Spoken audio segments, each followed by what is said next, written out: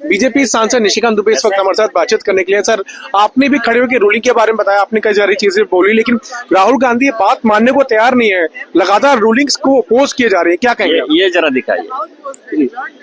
ये नेहरू जी कह रहे हैं जनरल करियप्पा के बारे में कि उसका जो है मानसिक संतुलन जो है बिगड़ गया है। मतलब मैं जो आपको दिखा रहा हूँ अपने आप में एक बड़ी इंपॉर्टेंट चीजें दिखा रहा हूँ। इस गांधी परिवार को कभी भी आर्मी के ऊपर, मेरे पास जनरल थिमैया का जो है उदाहरण है, मेरे पास जनरल करियप्पा का उदाहरण है, मेरे पास field marshal general Manekshaw का उदाहरण है। कभी भी उस विषय पर इस पार्लियामेंट में किसी ने चर्चा नहीं की, रूलिंग नहीं की।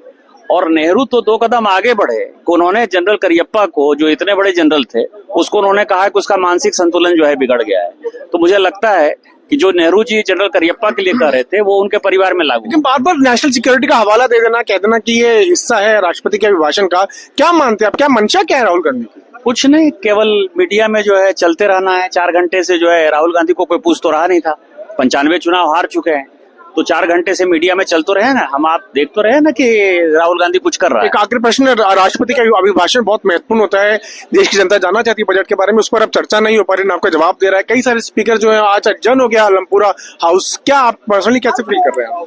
लोकतंत्र पर भरोसा ही नहीं ना। कांग्रेस जो है पार्लियामेंट को पूरा डिरेल करना चाहती है, बाबा साहब अम्बेडकर के संविधान के ऊपर इसको भरोसा ही। तो कांग्रेस जो है वो पार्लियामेंट को डिरेल करना चाहती है, ऐसा कहना है बीजेपी सांसद निशिकांत दुबे का।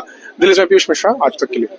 जैसे कि मैं सो रहा हूँ तो पिताजी को जगाना है मुझे, तो वो डायरेक्ट उठाने के बजाय, और हिंसा की परंपरा मेरे यहाँ नहीं थी सौभाग्य से, तो वो क्या करते थे कि उस कमरे में आ जाएंगे या बाहर से गुजरेंगे और चौपाई बोलेंगे, प्रात काल उठ के रघुनाथा मात पिता गुरु नावई माता। कभी कभी मैं गुस्से में उठ करके, अरे पापा, चरण स्पर्श किया और सो गया। मैंने कहा अब मत उठाना।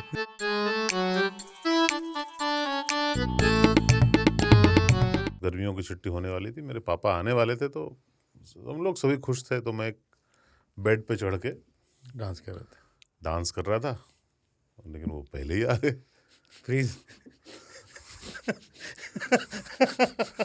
तो मैं उस समय तो कंटिन्यू नहीं कर सकता था, तो फ्रीज फ्रेम टाइप का हो गया। कसम पैदा कर